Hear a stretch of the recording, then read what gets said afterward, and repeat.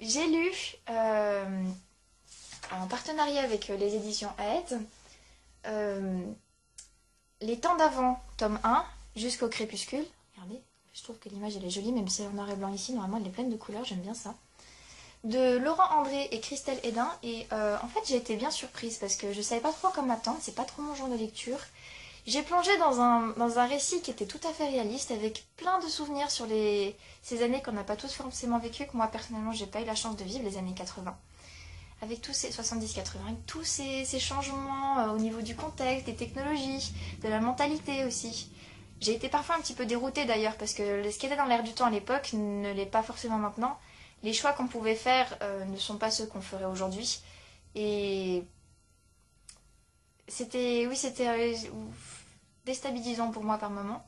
Mais ça restait tout à fait agréable à lire. En plus, les deux plumes se fondent en une seule, c'est vraiment très bien. J'ai découvert plein de choses et j'ai surtout découvert une bande de 5 amis inséparables à la vie, à la mort. Et c'était vraiment touchant à lire, de les voir grandir comme ça ensemble. Même si je suis vraiment dégoûtée par la fin, ça me donne pas envie de lire la suite, hélas. Parce que j'aime pas quand on me casse comme ça. Mais ça reste quand même une excellente lecture que je vous conseille largement, ne serait-ce que pour la manière dont les différents éléments sont amenés.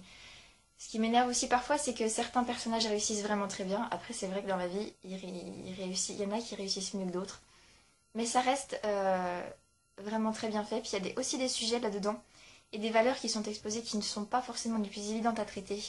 Et je salue les auteurs pour ça.